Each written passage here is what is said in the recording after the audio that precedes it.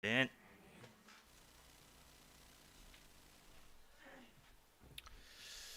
할렐루야. 이 시간에도 우리 성령 하나님께서 우리 가운데 강하게 임하시고 우리를 만져주시고 치료해주시고 회복시켜주시는 귀한 은혜의 시간 되기를 주의 이름으로 축원을 드립니다. 오늘 말씀의 제목은 보내심의 목적이라는 제목을 통해서 하나님의 말씀을 음성을 듣는 귀한 시간 되기를 바랍니다. 성경에는 믿음의 사람들에 대해서 수많은 기록들이 있죠.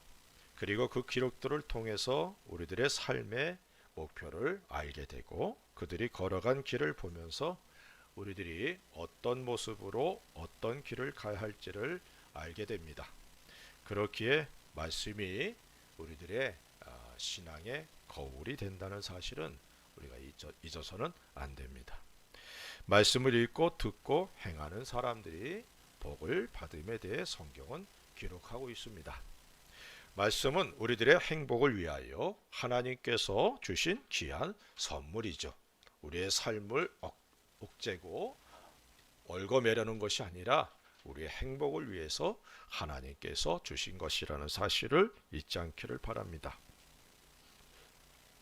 우리들의 삶의 기준일 뿐 아니라 또 우리들의 현재와 미래에 대한 분명한 소망을 제공해 주는 것이 말씀입니다. 예수님께서는 이 땅에서 12명을 택하시고 그들을 세상으로 보내셨어요. 성경은 그들을 가리켜 사도라 이렇게 말합니다. 사도란 보내심을 받은 자란 의미를 갖고 있어요. 예수님이 믿음의 사도로 하나님께서 이 땅에 보내신 분입니다. 예수님께서 우리들에게 믿음을 통해 구원을 받도록 하나님께 보내심을 받은 분이라는 사실을 우리는 분명히 알고 있습니다. 예수님을 믿고 영접한 사람들은 구원을 받고 하나님의 자녀가 되죠. 그리고 그 사람들이 바로 여기 모여서 예배드리고 있는 우리들, 하나님께 예배를 드리고 있는 모든 그리스도인들이다 이렇게 말씀을 드릴 수 있습니다. 성경은 우리들을 가리켜서 세상의 빛과 소금이다 이렇게 말씀하고 있습니다. 구원을 받은 그리스도인들, 세상의 빛과 소금이라는 말 속에는 우리들이 세상에 보내심을 받은 하나님의 사람들이라는 의미를 갖고 있어요. 다시 말하면 이 땅에 존재하는 분명한 목적이 거기에 있다는 것입니다. 하나님께서 나를 택하셔서 부르시고 그리고 이 땅에 보내셨다는 사실을 잊어서는 안 될 줄로 믿습니다. 어쩌다가 우연히 이 땅에 존재하는 것이 아니라는 사실입니다. 하나님의 섭리 안에서 우리들이 존재한다는 사실을 깨달으시기를 주의 이름으로 부탁을 드립니다. 그리스도인들이란 하나님의 말씀을 믿고 그 말씀 위에 선 사람들이라는 사실도 우리가 잊어서는 안 되죠. 말씀보다 자신의 경험이나 지식이 앞서서는 안 됩니다. 우리가 알고 있는 지식들도 결국은 하나님께서 창조해 주신 그 사람들의 뇌를 통해서 나온 거예요. 그러니까 그것으로 하나님을 이해하려고 하고 하나님을 제한해서는 안 된다는 사실을 우리가 잊어서는 안 됩니다. 하나님의 말씀을 통해 자신을 알아가는 것이 우리들에게 큰 능력이 되고 행복이라는 사실도 잊지 않기를 바랍니다. 오늘 본문에 디모데가 등장하죠. 그리고 바울이 디모데를 데살로니가 교회에 보낸 목적에 대해서 기록하고 있습니다. 비록 우리 자신들이 디모데는 아닐지라도 디모데와 같이 이 시대에 보내심을 받은 자이고 동일한 목적을 갖고 보내심을 받았다는 사실을 인정하면서 말씀을 통하여 자신에 대해 더욱 분명히 깨닫고 확신을 갖는 귀한 시간 되기를 주의 이름으로 축원을 드립니다. 먼저 디모데가 어떤 사람인지를 살펴보고 그 디모데를 보낸 목적에 대해 살펴보기를 원합니다. 다시 한번 강조하지만 단순히 디모데에게 한정된 그런 이야기가 아니라 이 시대 나 자신에게 주시는 하나님의 말씀이라는 사실을 인정하고 말씀에 귀를 기울이는 귀한 은혜의 시간 되기 바랍니다. 주여 말씀하옵소서, 주의 종이 듣겠나이다. 이런 자세로 말씀을 듣는 귀한 시간 되기 바랍니다. 그럼 디모데는 어떤 사람인가? 첫째로 그리스도의 복음의 일꾼이다, 이렇게 말씀합니다. 그리스도 복음의 일꾼. 2절에 이렇게 말씀하고 있죠. 우리 형제 곧 그리스도의 복음을 전하는 하나님의 일꾼인 디모데를 이렇게 말씀하고 있어요. 빌립보서 2장 22절에는 이렇게 말씀합니다. 디모데의 연단을 너희가 안하니 자식이 아버지에게 함같이 나와 함께 복음을 위하여 수고하였느니라. 먼저 디모데는 하나님의 일꾼이다, 이렇게 소개하고 있습니다. 하나님의 일꾼이란 하나님의 동역자라는 의미를 갖고 있죠. 다시 말하면 디모데는 하나님의 일을 위해 하나님과 함께 일하는 사람이다, 이렇게 설명을 드릴 수 있습니다. 하나님의 일이란 그리스도의 복음을 전하는 일이죠. 그래서 디모데는 복음을 전하는 일에 자신의 모든 것을 희생했던 사람이다, 이렇게 말씀을 드릴 수 있습니다.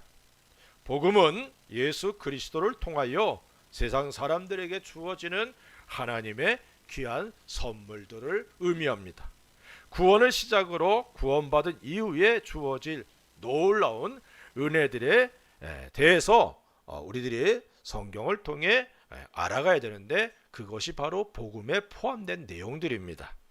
물론 예수 그리스도를 통해서 주어지는 그런 귀한 은혜들이죠. 예수 그리스도가 복음의 내용 전부라는 사실을 우리는 잊어서는 안 됩니다. 예수님의 탄생과 일하심, 그리고 십자가에 죽으시고 부활하시고 승천하시고 지금 하늘에 계시며 다시 오시는 이 모든 것들이 나와 관계되어 있다는 거예요. 전부 나를 위해서 예수님께서 이 땅에 오셨고, 그리고 사역을 하셨고, 고난 받으시고 십자가에 죽으셨고 부활하셨고 하늘에 승천하셔서 다시 오시고, 이 모든 것들이 바로 나를 위한, 구원받은 그리스도인 한 사람 한 사람을 위한 것이라는 사실을 성경은 분명히 말씀하고 있습니다.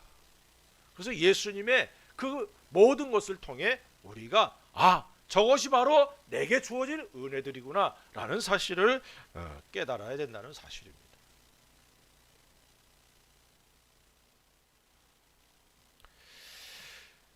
예수님의 복음, 이 복음을 통해 우리들에게 주어진 은혜들을, 또 주어질 은혜들을 깊이 깨달을 때 디모데와 같이 예수 그리스도의 복음을 위해 하나님의 일꾼으로서 하나님의 일을 이루는 일에 전심전력하게 된다는 사실입니다.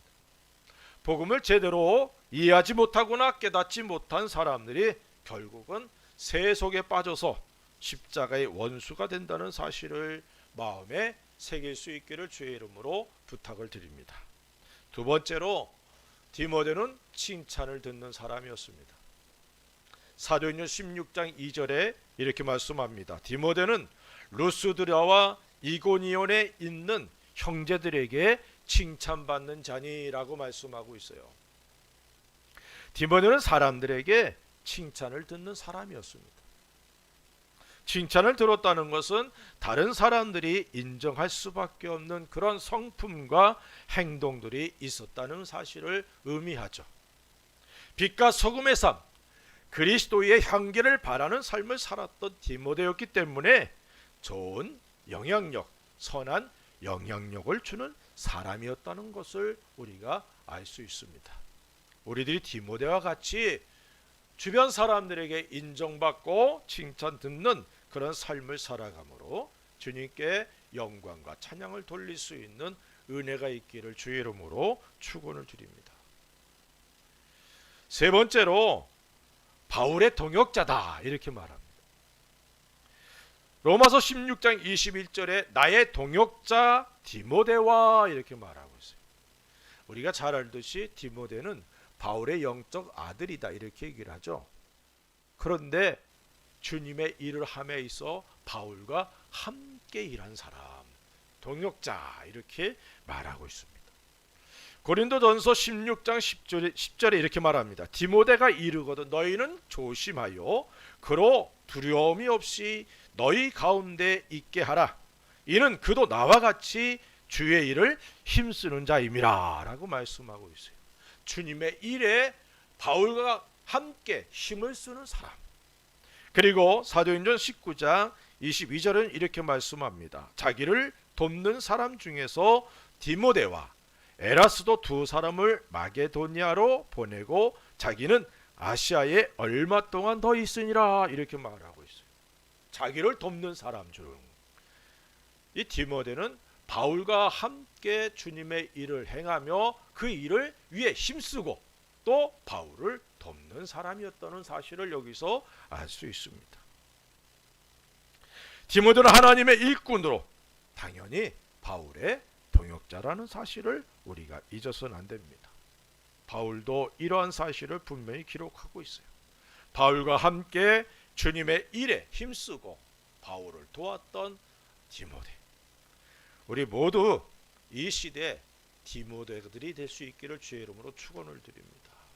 그래서 주님의 일에 함께하고 또 그 일을 힘써서 이뤄나가며 서로 돕는 귀한 디모데와 같은 은혜들이 있기를 주의 이름으로 축원을 드립니다. 네 번째로는 디모데는 신실한 사람이다 이렇게 성경은 말씀합니다. 고린도전서 4장 17절에 이로 말미암아 내가 주 안에서 내 사랑하고 신실한 아들 디모데를 너희에게 보내었으니 그가 너희로 하여금 그리스도 예수 안에서 나의 행사 곧 내가 각처 각 교회에서 가르치는 것을 생각나게 하리라. 디모데에 대해서 바울은 신실한 아들이다 이렇게 소개합니다.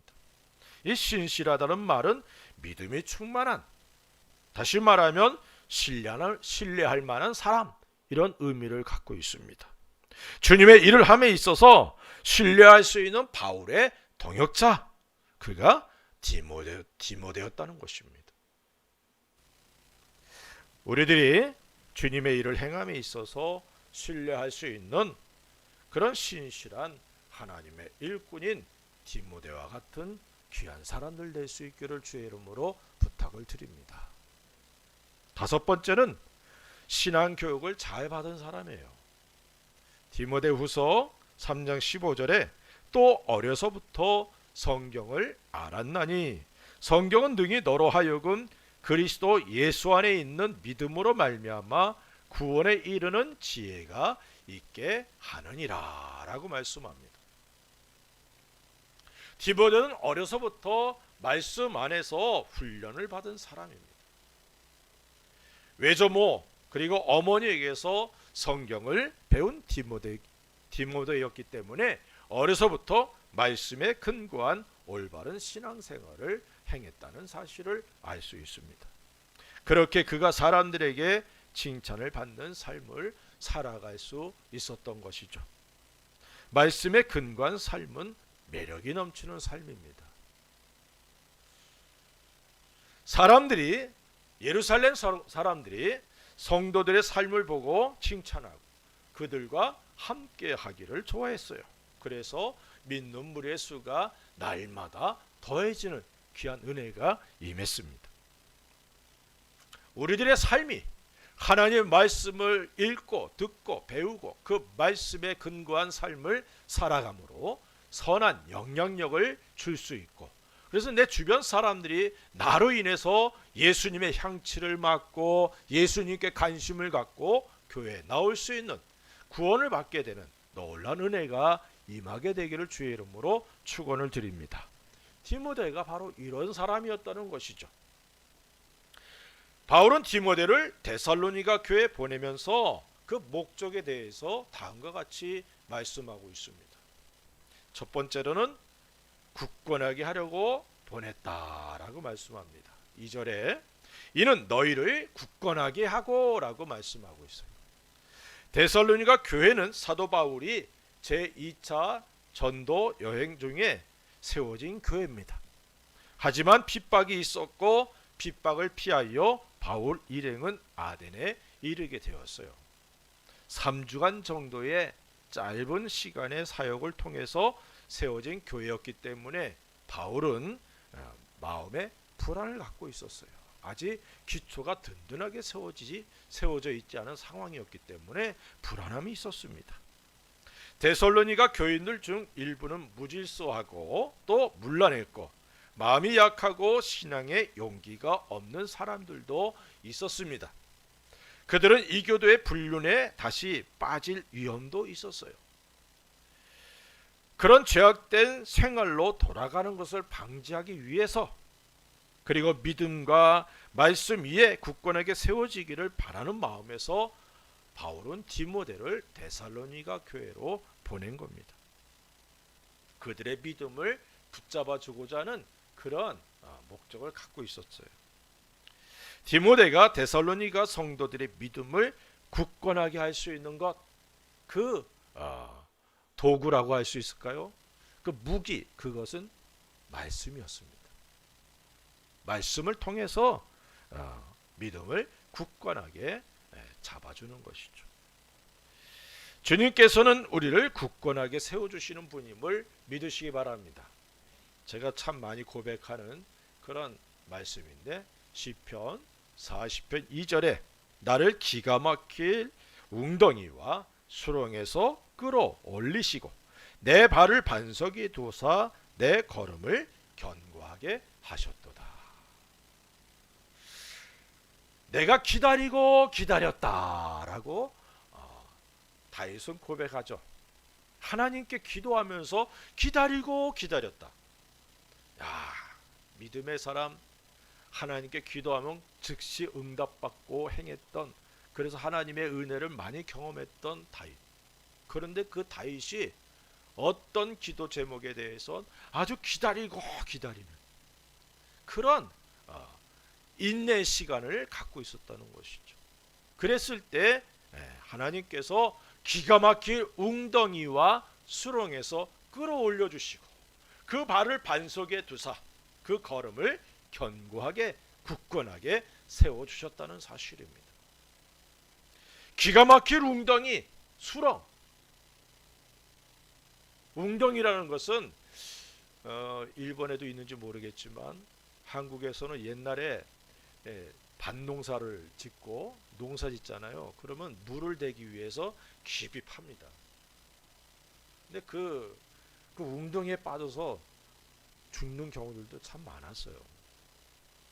제가 어릴 때 그 강으로 흘러가는 그 물줄기가 있었는데 그곳에 이제 모래를 파낸 거예요. 그러니까 일정하지 않고 깊이 파인 곳이 있어요. 그 수영하러 많이 갔다가 1년에 서너 명씩은 꼭 죽었어요. 저도 죽음 일보 직전에 건진받았습니다. 뭐냐, 쭉 미끄러져 가지고 아주 깊은 그 물속으로 들어가니까 정신을 잃죠. 수영도 못하고 어릴 때인데. 제 형님 친구가 제가 세 번째 떠오를 때 잡아 끌어냈더라고요. 그렇지 않았으면 저는 지금 여기 없었을 거예요. 그런 웅덩이, 수렁이라는 건 뭡니까? 깊이 자꾸 빠져들어가는 거예요. 발 디딜 그런 굳건한 것이 없는 늪과 같은 곳이죠. 혹 우리들의 현재 상황이 이렇다 할지라도 우리 하나님께 기도하며 기다리고 기다렸더니 하나님이 응답하셔서 기가 막힐 웅덩이와 수렁에서 끌어올려 주십니다. 믿습니까? 그 발을 반석 위에 두시는 거예요. 그래서 다윗은 그 하나님을 찬양하고 있는 것입니다. 이러한 말씀들을 믿고 우리들의 믿음을 굳건하게 해주시는 하나님의 은혜 안에 거하는 우리가 되어야 될 줄로 믿습니다. 뿐만 아니라 우리들이 디모데와 같이 믿음이 약한 이들과 흔들리는 연약한 사람들을 붙잡아주고 그들의 믿음을 굳건하게 하는 그런 귀한 사역을 감당할 수 있는 우리가 되기를 주의 이름으로 축원을 드립니다. 두 번째로는 2절에 계속 이렇게 말씀합니다. 너희 믿음에 대하여 위로함으로 라고 말씀하고 있어요. 왜 디모데를 데살로니가 교회에 보냈느냐? 데살로니가 교회 성도들의 믿음을 위로하기 위해서 보냈다라고 말씀합니다. 데살로니가 교인들이 당하고 있었던 억압과 고난 속에서도 신앙을 견지하려는 그들의 용맹스러운 결의, 그 결의로 인하여 위로와 격려가 그들에게 필요했습니다. 물론 데살로니가 교회에서도 리더격인 그런 사람들도 있었지만 여전히 신앙생활한 지 얼마 안 되는 그런 분들이에요. 말씀을 참 잘 받아들였긴 했지만 흔들리기 쉬운 연약한 상태였다는 사실입니다. 그럼에도 믿음을 굳건하게 세워나가는 그 모습을 보면서 그들의 믿음이 흔들리지 않도록 굳건하게 세워주고 더불어 그들을 위로해 주기를 원해서 디모데를 보냈다고 말씀하고 있습니다. 고난과 억압이 오히려 주님의 뜻을 이루어나가는 과정 가운데 자연스럽게 다가오는 것이라는 사실을 그들은 알아야 했고, 또한 이 일이 주님이 기뻐하시는 일이라는 사실을 확신할 수 있어야 됐다는 사실입니다. 이 일을 바울은 디모데를 통해 이루길 원했어요. 계속 격려하고 위로할 그런 일을 바울이 직접 할 수가 없으니까 디모데를 통해서 이 일을 이루기를 원했던 것입니다. 말씀을 통해 우리는 어떤 역경 속에서도 위로를 무한히 받을 수 있다는 사실을 깨달으시기 바랍니다. 시편 119편 50절에 이렇게 말씀합니다. 이 말씀은 나의 고난 중에 위로라. 주의 말씀이 나를 살리셨기 때문이니이다. 말씀이 고난 가운데 위로가 되고 살리는 능력이 있음을 믿으시기 바랍니다.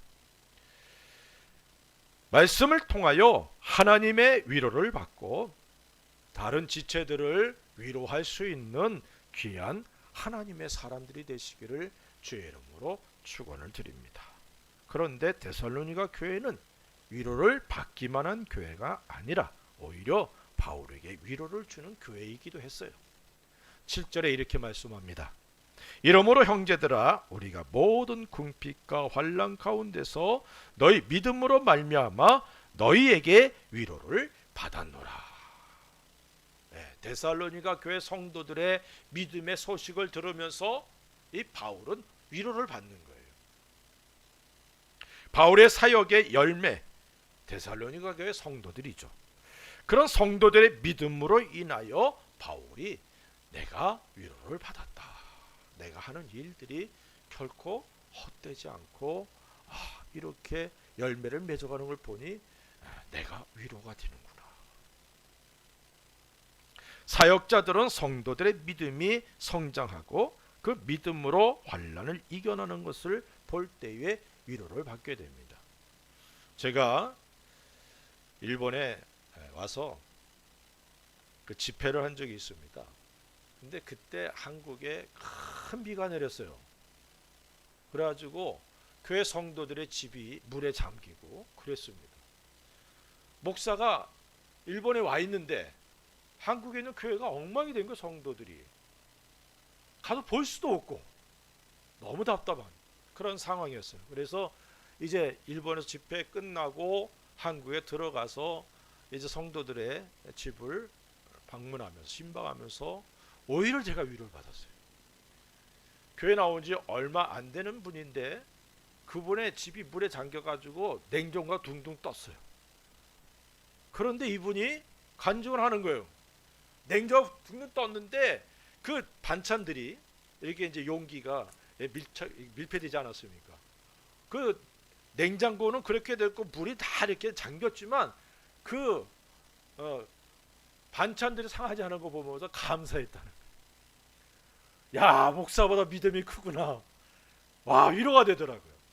한 분은 지체가 좀 부자연스러운 분이었어요. 컨테이너에 살고 있었어요. 근데 그 컨테이너가 물에 잠긴 거예요. 무릎 정도까지 올라오. 근데 이분은 무릎까지 오는 게 위험한 상황이었거든요.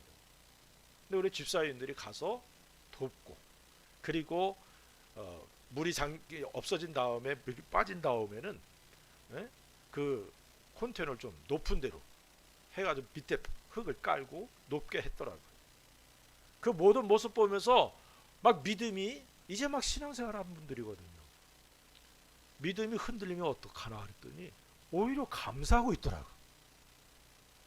야, 믿음이 목사보다 낫더라고요. 목사는 조그만 일에도 성도들 흔들릴까 봐 걱정하고 불안하고 염려하는데, 성도들은 그 어려움 속에서 오히려 하나님께 감사하더라고요. 얼마나 놀랐는지.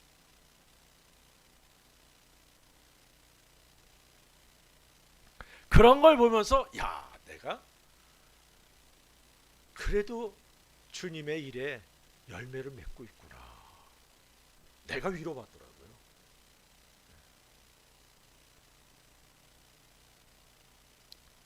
우리 모두가 디모데와 같이 다른 사람들을 위로하는, 내가 갖고 있는 믿음으로 인해 다른 이들을 위로할 수 있는, 도전을 줄 수 있는 그런 우리가 될 수 있기를 주의 이름으로 축원을 드립니다. 판단하고 비난하는 사람이 아니라 위로하고 격려해 주는 우리들이 될 때 우리를 통하여 하나님께서 일하신다는 사실을 믿으시기를 주의 이름으로 축원을 드립니다. 하나님께서는 자신의 자녀들이 이 세상 가운데 고난받는 것을 가만히 방치해두지는 않습니다. 능히 그 고난 가운데 이겨나갈 수 있는 힘을 공급해 주시고, 또한 무한한 위로로 우리에게 용기와 힘을 주시는 분이 우리 하나님이십니다. 그렇게 주님의 제자들은 주님으로 인하여 죽음이 그들에게 다가왔을 때에도 굴하지 않고 담대하게 주님의 부활을 증거하였고 순교의 자리에 나아갈 수 있었다는 것이죠.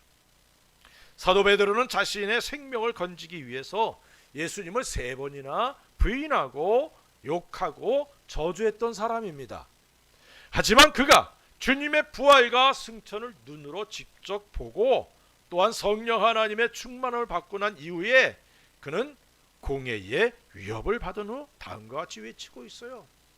사도행전 4장 19절 20절에 베드로와 요한이 대답하여 이르되 하나님 앞에서 너희의 말을 듣는 것이 하나님의 말씀을 듣는 것보다 옳은가 판단하라. 우리는 보고 들은 것을 말하지 아니할 수 없다 하니라고 말합니다. 우리를 위로하시는 하나님을 신뢰하고 위로가 필요할 때에 하나님의 위로를 구하는 우리가 되어야 될 줄로 믿습니다. 반드시 하나님의 위로가 임함을 경험하게 될 것입니다. 하나님께서 직접 위로하시거나 위로의 손길을 통하여 우리들을 위로하심을 믿으시기 바랍니다. 디모데와 같이 위로의 통로들이 되어서 다른 지체들이 하나님의 은혜 안에 거하게 하는 귀한 하나님의 사람들이 되시길 주님의 이름으로 축원을 드립니다. 세 번째로는 3절에 이렇게 말씀하고 있어요.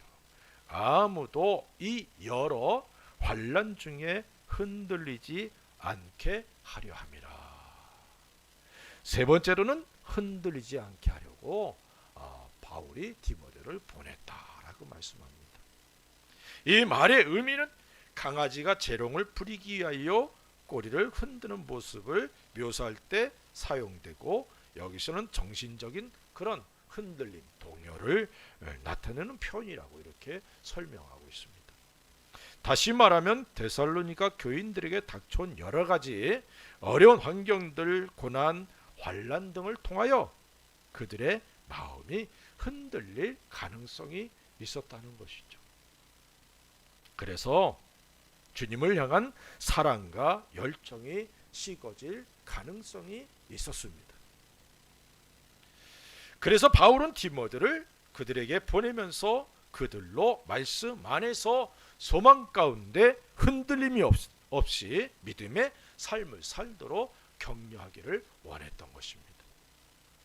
믿음을 굳건하게 하고 위로하는 목적이 바로 어떤 환경에서도 흔들리지 않는 신앙인으로서의 자세를 갖기를 원하였기 때문입니다. 바울은 데살로니가에서 전도하기 전에 빌립보 감옥에 갇힌 일이 있었습니다. 이로 말할 수 없는 역경 가운데 빠졌지만 감옥 속에서도 주님을 찬양하며 기도하는 바울과 신라의 모습을 우리는 잘 알고 있습니다. 그리고 감옥터가 진동하고 옥문이 열렸고 착고가 풀어졌으며 간수장의 가족들이 구원을 얻게 되었고 빌립보 교회가 세워지게 되었어요. 바울이 빌립보 지역에서 복음을 전하다가 핍박을 받지 않았더라면, 빌립보 감옥에 갇히지 않았더라면 빌립보 교회가 세워지는 것은 더 많은 시간을 요했을 겁니다. 자주장사 루디아 가족 외에는 열매를 맺지 못한 상황이었지만 이 일로 인해서 감옥토가 흔들리고 착고가 풀어지는 놀라운 사건을 통해 간수장의 가족들 전부가 예수님을 믿게 됩니다. 그 일로 인해서 빌립보 교회가 세워지게 되었다는 사실을 우리는 잊어서는 안 됩니다. 내게 온 고난, 내게 온 그런 환난, 아픔, 어려움 이런 것들이 오히려 주님이 일하실 수 있는 통로, 기회가 된다는 사실을 잊지 말고 주여 나를 통해서 다른 이들에게 하나님의 은혜가 전해지고 흔들리지 않는 은혜가 각 사람들에게 주어지도록 나를 사용해 주옵소서. 이런 은혜가 이런 기도가 있기를 주의 이름으로 축원을 드립니다.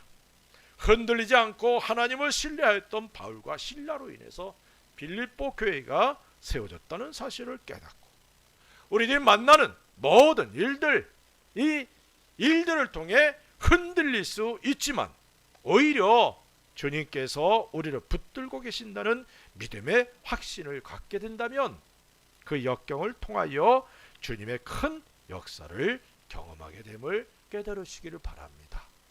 고난을 당하면, 아픔을 당하면 그것으로 잠깐 근심할 수 있어요.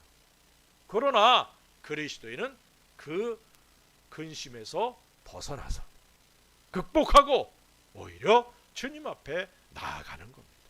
주님께서 역사해 주실 걸 믿고 인내하면서 기도하는 것이죠. 그런 예들은 성경에서 우리는 무수히 찾아볼 수 있습니다. 다니엘이 그랬고 그 세 친구들이 그랬습니다. 또한 욥이 흔들림 없이 주님을 섬기는 것으로 인하여 갑절의 은혜와 복을 받게 되었어요. 요셉의 경우는 노예로 팔리고 감옥에 갇히는 그런 일들을 통하여서도 주님을 향한 믿음이 흔들림이 없었기에 애굽의 총리가 되었던 겁니다. 사랑하는 성도 여러분, 전능하시고 신실하신 우리 주님께서 우리와 함께 하십니다. 우리 하나님의 강하신 능력의 손으로 우리를 붙들고 계십니다. 우리 하나님을, 우리 주님을 철저히 의지하십시다. 그럴 때에 하나님의 일하심을 보게 되죠. 제가 좋아하는 시편의 한 구절을 소개합니다. 시편 37편 23, 24절에 이렇게 말합니다. 여호와께서 사람의 걸음을 정하시고 그의 길을 기뻐하시나니 그는 넘어지나 아주 엎드러지지 아니함은 여호와께서 그의 손으로 붙드심이라. 하나님께서 우리를 택하시고 우리들의 걸음을 정하셨습니다.